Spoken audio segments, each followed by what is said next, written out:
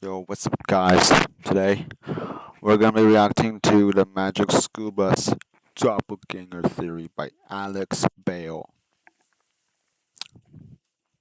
And he makes some good theories about these shows. And obviously, these theories are not taken seriously because he does it for a joke. And no, I mean, I'm stuttering right away. I don't know why.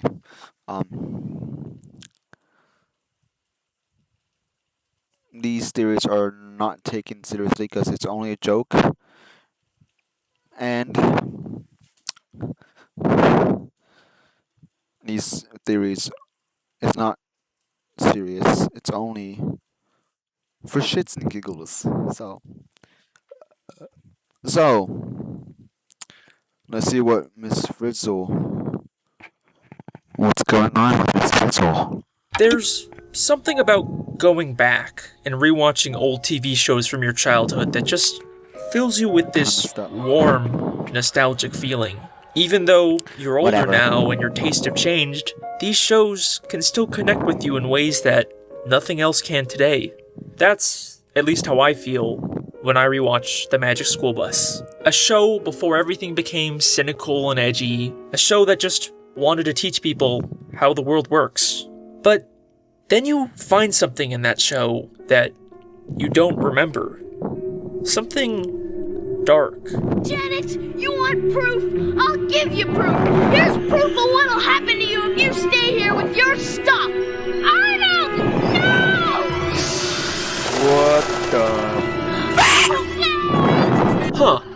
That's weird. I don't remember Arnold dying in the show. And the more I rewatch, the more I realized how much I missed as a kid, and I knew I had to make my next theory about this. Inside the Magic School Bus is a culture of fear and lies, all to hide a massive secret. Trust me, this theory is just as dark or complex as any of my SpongeBob theories. This is the Magic School Bus Doppelgänger Theory.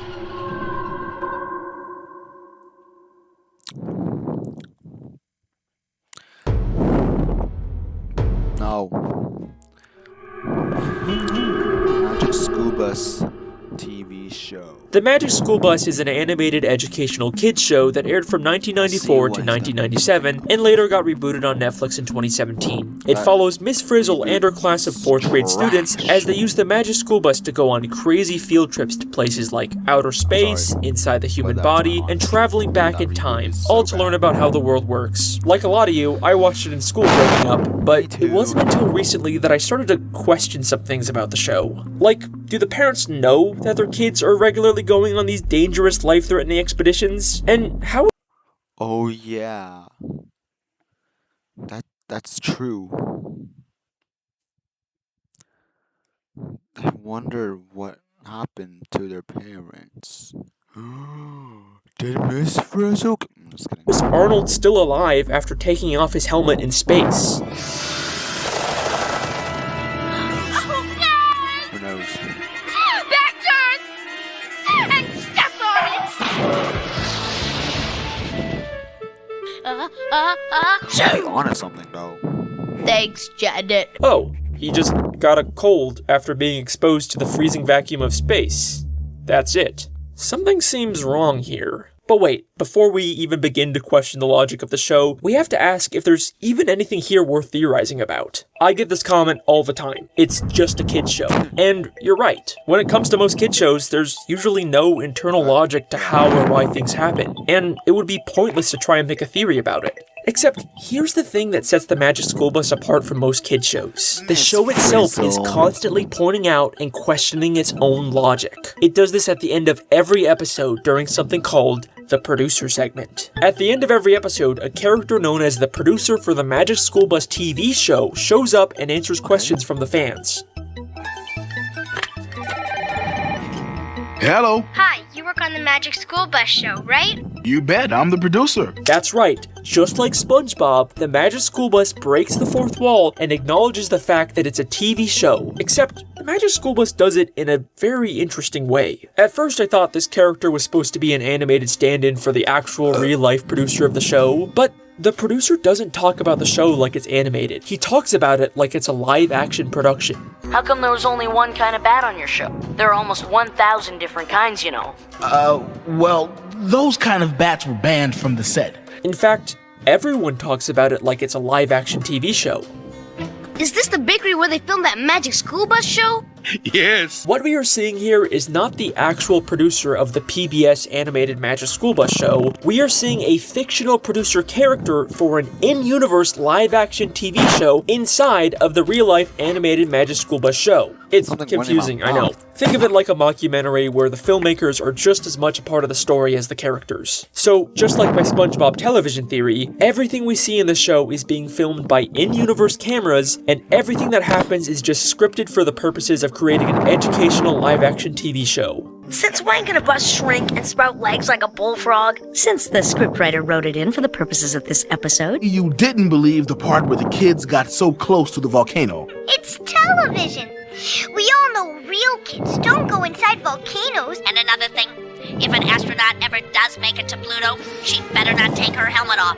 You think they'd end up with more than a cold, huh? She'd end up a block of ice, or worse. None of the characters actually go to space or travel through time. There's no real danger or magic involved. In the canon of the show, everything we see is fake. And this isn't even a Truman Show situation where the main characters are unaware they're being filmed. The kids actually sometimes show up or call in on the producer segment and talk as if they know about the show. Watching that show, you'd think that nighttime lasted about 5 seconds. Oh, well, we were a little short on time. So, that pretty much answers every possible question I could have about this show, right? Like, anything weird The or... reason I'm kind of quiet during this segment because I'm kind of like processing the information. It's kind of crazy, man.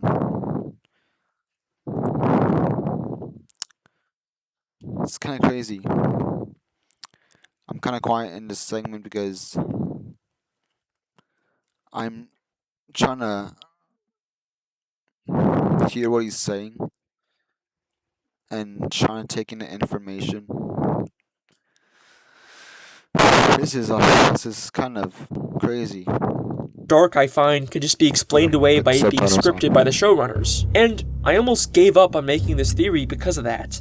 Until I realized that's exactly what the Magic School Bus wants us to think. Okay. Seatbelts, everyone! The cover-up? What? What the fuck? In Season 2, Episode 3, The Busasaurus, the class travels back in time on the Magic School Bus to visit the dinosaurs. During the episode, they keep track of which dinosaurs only ate plants with this chart. But when they go back to the present, we don't see the class take the chart with them. Just like the end of every episode, they have a producer segment, this time with a guest star from the show, and they clarify none of the magic they showed was real. So no one's ever traveled back in time and seen real dinosaurs? Absolutely not. Time travel is impossible. But it's what happens at the very end of this segment that changes everything. Okay. Oh, but of course it's not. Oh my god. It's the freaking chart.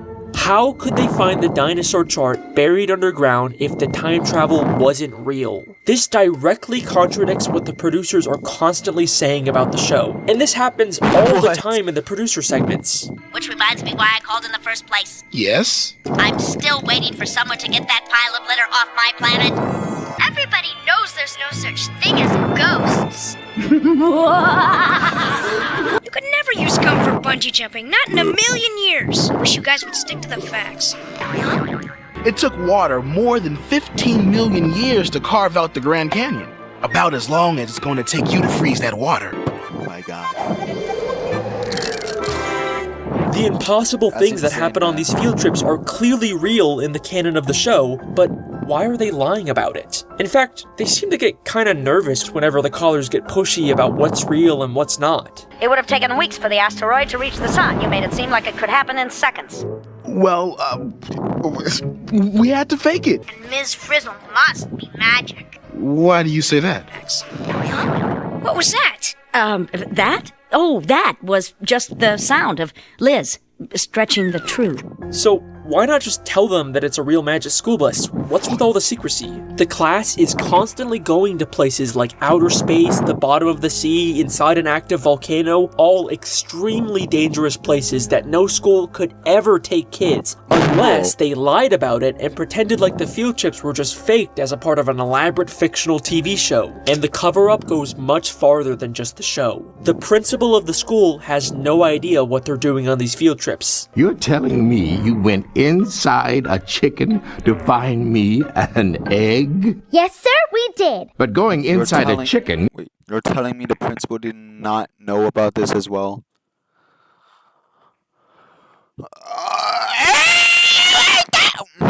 is not a state-approved field trip. And even when they tell him, he doesn't believe them. Do you really expect me to believe that the chicken laid an egg with all of you inside it? And even the parents don't know what's going on. And now, live from the throne. Ralphie, that little girl looks just I remember this episode. Oh my god. like your friend Wanda. Who? Her? No. Wanda's much, shorter. Ralphie, I know that guilty look. What's going on? Nothing, Mom. Really. Oh, I'm sure they were just hanging around.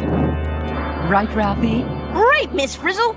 It's never explicitly stated in the show, but if you pay attention, it's clear that these field trips are a massive secret, and the kids are actively helping hide it. But Miss Frizzle, we can't let Mr. Junket know the bus is magic. He can't know what he can't see. But why? I could see why the producers are hiding the secret, but why are the kids in on it? Maybe it's just because they love the field trip so much, and they know that if the secret got out, they wouldn't be able to go on them anymore. But I think there might be something more going on here. In the very first episode of The Magic School Bus, Arnold brings his cousin Janet to visit his school, and she mentions that Arnold told her all about the field trips they go on. Arnold told me all about your field trips, Dorothy Ann. What did he say? Look at their reactions to hearing this. They are terrified of someone else knowing the truth. Now, I've already shown you that clip of Arnold taking off his helmet and freezing in space, but I didn't show you why he did it. Throughout the entire episode, Janet is trying to collect proof to prove that she went to space. And in order to convince Janet not to bring back incriminating evidence, Arnold does this. There's no way I'm going home without my stuff. It's proof. Nobody will believe me without it. Janet, you want proof? I'll give you proof. Here's proof of what'll happen to you if you stay here with your stuff. Arnold! No! Arnold is more afraid of Janet exposing their secrets than taking off his helmet in space. What could these kids possibly be so afraid of happening if the truth got out? Well, in Season 1, Episode 11, we actually do get to see what DA thinks would happen if her old teacher found out about their field trips. What?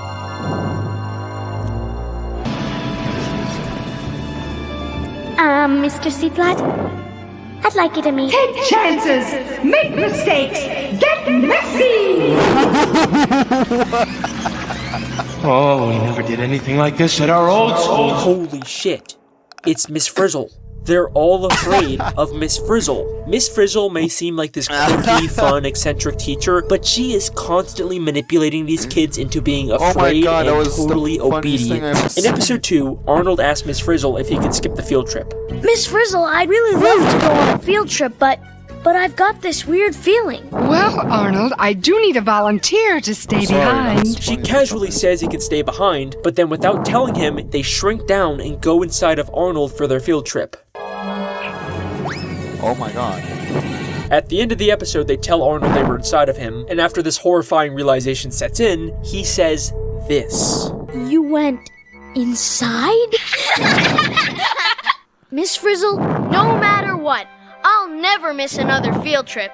Never, ever, ever, ever. The message Miss Frizzle is sending is clear. If you disobey or try to miss a field trip, there will be consequences. And if you don't believe me, in the very next episode, the exact same thing happens. In this episode, Ralphie gets sick and his mom tells him he has to miss school, but Ralphie vehemently tries to fight it. It's my opinion, as your mother, and as a doctor, that you have a fever, which means you are sick, which means you are going back to bed. But Mom! Seems kinda weird, right? Usually kids love to miss school, especially a slacker, goofball character like Ralphie. But no. He knows there will be consequences if he misses a field trip. And as expected, the class goes to his house, shrinks down, and goes inside of him. It's like an unspoken rule of the class. If you miss a field trip, you will become the field trip. There is a culture of fear and lies in the classroom, and Miss Frizzle is at the heart of all of it. No matter what, you must keep her secrets and continue going on these dangerous field trips, even if there's risk of getting hurt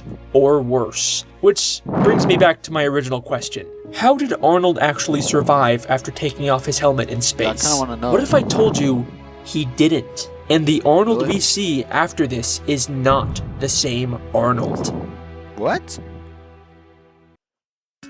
Isn't it absolutely bonkers that you can go to a store, hand someone a piece of plastic, and they will willingly hand over Reese's cups? Forget flying cars. This is it. We're at the pinnacle. Hey, are we gonna stop soon? We don't need to. Please let this be a normal field trip. So, the Magic School Bus is supposed to be this infinitely powerful magical contraption, right? It can go anywhere, travel through time, and change itself or anyone else into just about anything. So, who's to say that the kids who get injured or killed don't just magically get brought back to life by the bus off screen? But after Arnold comes back from being frozen in space, he acts different. In the very next episode after he gets frozen, they keep calling attention to the fact that Arnold is acting weird for some reason. You feel alright, Arnold? It's sort of explained away in the episode, but it's weird how they keep bringing it up. Miss Frizzle, I'd really love to go on a field trip, but I've got this weird feeling. And before he was frozen, we heard him say this. I wonder where we're going today. Inside a rotten log? Been there. To the bottom of the ocean? Done that. He mentions how they've already been to the bottom of the ocean and inside of a rotten log. But they visit both of these places in future episodes, and Arnold never mentions the fact that they've already been there. In fact, no one does. It's like they don't even remember these past field trips. And this show does have continuity and a precedent for mentioning old field trips. This looks familiar, kinda like when we were in your bloodstream, Ralphie. Remember?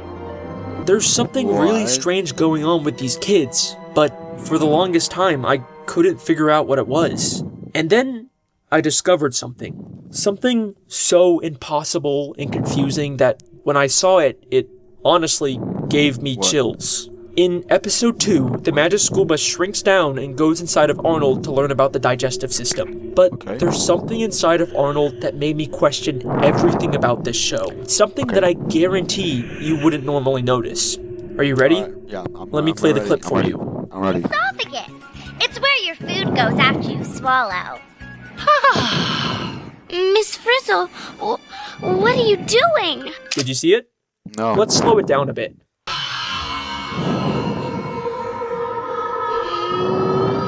How the fuck is Arnold inside of Arnold? He is the one person who absolutely cannot be in the bus right now. But there he is, sitting in the back. But the next time we see the back of the bus, he's gone. No way, this has to be some sort of really weird animation mistake, right? Except 25 seconds later, we see him again sitting in the back of the bus. How is Arnold inside of Arnold? Okay, maybe they just made the same mistake twice, right? Except this isn't even the only episode where this happens. In season 4, episode 2, the class learns about a chicken's life cycle and shrinks Arnold down inside of an egg to watch it hatch.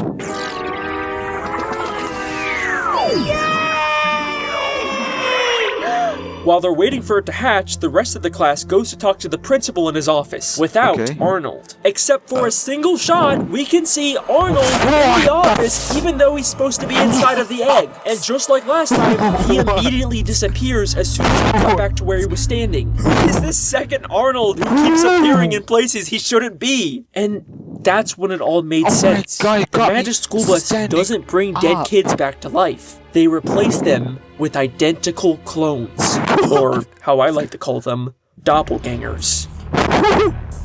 It is no coincidence that this second Arnold showed up in the episode immediately after Arnold died in space. This is either the Space Arnold's body or some sort of rogue doppelganger they lost track of, trying to blend in the back of class. But wait a second. Can the Magic School Bus even create clones of living things? Like, it seems like the Magic School Bus can do anything, but we never actually see it duplicate or create something from scratch. It only ever changes things. It can turn a student into a fish, but it never creates a fish out of nothing. Trust me, I have looked everywhere in both this show and the reboot, and there is no evidence the bus can create life. But that's only because I was looking in the wrong place. Miss Frizzle's classroom is absolutely full of dioramas of human body parts. An eye, a foot, an ear, the human skeleton. But if you pay close attention to these background objects, you'll realize they're not dioramas. They constantly move and blink as if they're alive, and the only possible explanation is that they were created by the Magic School Bus. Meaning it is totally possible for the bus to grow these doppelgangers to replace the students. Every time a student dies on a field trip, they have the perfect solution to cover it up.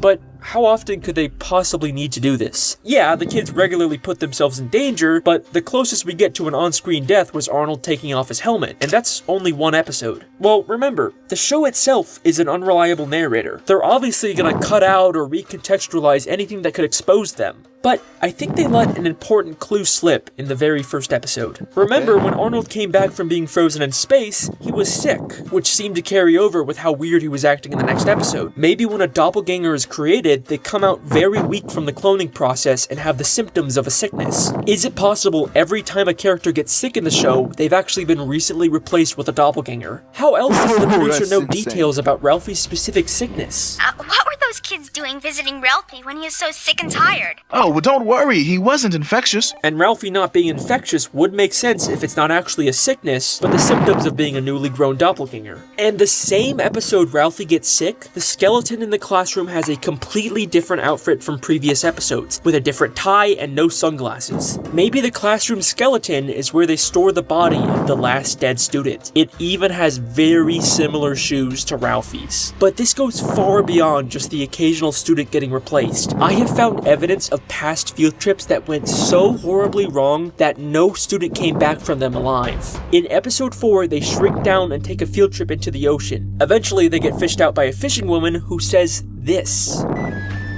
Nope. Already have a bus. Look out! Why would she have already fished up a miniature bus from the ocean? I mean, maybe it's like a toy or something, but that's not the only time something like this has happened. In Season 2, Episode 1, they explore an underwater volcano and briefly pass by a random sunken ship. Except, if you look closely, it has a figurehead of Miss Frizzle on the front of the ship. Why on earth would a random ship at the bottom of the ocean have this? Well, it looks a lot like when the Magic School Bus turned into a boat in Season 4, Episode 13, and had a figurehead of Liz, the class pet. These are the wreckages of past failed field trips where nobody returned alive. There have been countless children who have died on these field trips, but why? What is the point of all this? Who's really running the show here, and what is the true identity of Miss Frizzle? Did you know that Gain Super Flings were created by award-winning perfumers and scientists? They supersized the fling and filled it with concentrated detergent, then added 3 times the Febreze freshness and 4 times the Oxy cleaning power. No wonder I'm obsessed. Try Gain Super Flings.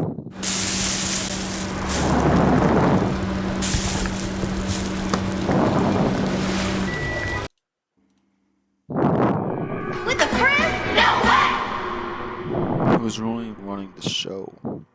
The Magic School Bus TV show is run by the producers we see at the end of every episode. You bet, I'm the producer. One of them. There's 2 characters who have been called producers of the show, and we never find out their names or where they came from. But do they look familiar at all to you? They have a very similar appearance to Tim and Wanda. Is it possible the producers are actually the original students who survived all these years? And the similarities go far beyond just their appearances. The male producer is seen working on a bee farm that we've never seen before, but Tim mentions in Season 3, Episode 1 that his grandpa owns a bee farm. I've been delivering honey from my grandpa's bee farm all summer. maybe the producer is working on his grandfather's farm. And just like how the producer works on storyboards, we see Tim working on his comic books. The female producer has a big plush frog in her office, and we know Wanda used to have a pet frog that she loved. You know, Miss Frizzle, I was really glad when you said I could bring my best friend Bella the bullfrog to school. In fact, in Season 1, Episode 5, Wanda has to let her pet frog go to live a happier life in the wild, and we see the producer rewatch this scene and cry. Bye, Bella. I know you're going to have a good life here, but I am going to miss you. Bella! Bella! I think it is very likely that the producers are the original Tim and Wanda. But what about the rest of the original students? Maybe Tim and Wanda are the only survivors, but I did find this guy working at a carnival in Season 2, Episode 10 that looks a lot like Ralphie. And I could also totally see Ralphie growing up to work on a carnival. But then what about Miss Frizzle? Even though we see the producers running things at the end of the episode, it seems like Miss Frizzle is also in charge of the show. You really expect us to believe that Mikey had the power to actually knock the bell clear off the hammer slammer? Just between us, we had a story conference about that, and it was Miss Frizzle's idea. But we know nothing about Miss Frizzle's past, and obviously she doesn't resemble any of the kids like the producers do. I mean, the closest comparison we have is Arnold with their similar hair color, but obviously Arnold is male and Miss Frizzle is female, right? And that's what I thought too, until I discovered pickle theory. Pickle theory is not a theory I created, it's something I discovered while researching for this video. It stems from this weird moment in Season 2, Episode 7 with Miss Frizzle. Whoa! There's a ton of pickles in here! You caught me, Ralphie. Oh, I have a private and powerful passion for pickles. Even if I told you the context of this episode, this moment wouldn't really make sense. Miss Frizzle just has a secret closet full of pickles and a private and powerful passion for them for some unexplained reason. But this is where pickle theory comes in. To understand pickle theory, you need to understand that there's a common medication used in hormone therapy for trans women that has the side effect of making you crave sodium. And pickles are very salty, so they've become a common snack in the female transgender community. And pickle theory states that this weird moment with Miss Frizzle admitting to a private craving for pickles is a hint about her actually being a transgender woman. And I think it's a cool theory, but probably not enough evidence to win me over yet. And even if it is true, there's definitely not enough evidence to say Miss Frizzle is the original Arnold. I mean, she doesn't even wear glasses like him. But then I watched Season 4, Episode 10, where we actually get to see inside of Miss Frizzle's house for the very first time. And I found a picture on her wall that is going to blow your mind. Okay. A picture of someone who looks a lot like a female version of Arnold, right down to the yellow and white shirt and glasses. I think this is what Miss Frizzle looked like as a kid. Either she's transgender, or the cloning process can just create different gender versions of characters, but whatever it is, you can't tell me this doesn't make it seem like Frizzle is a female version of Arnold. Even her name, Miss Frizzle, sounds fake. It sounds like something she just made up because she has frizzy hair, a trait that she shares with Arnold. All of the people running the Magic School Bus show are the original versions of the students, creating doppelgangers of themselves and forcing them to go on dangerous field trips. But why? What is this all for? To make the Magic School Bus TV show and educate the kids of the world. And god damn it, it worked. Is this the Magic School Bus? Magic School Bus? Magic School Bus? You mean Magic School Bus? Magic School Bus? Magic School Bus? Magic School Bus? I wonder what a Magic School Bus! Oh, even I know the Magic School Bus! In this universe, everyone knows about the Magic School Bus. It is a massive success. If you want to educate the world, then in the words of Miss Frizzle, you have to take chances, make mistakes, and get messy. Get very, very messy.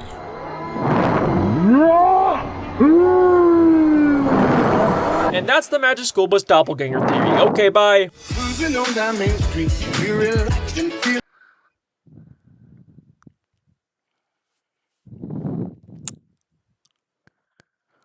What?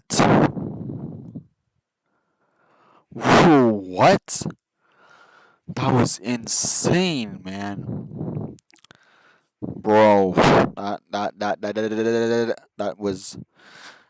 that was crazy, bro. That was an insane video. Insane video. Anyways, guys.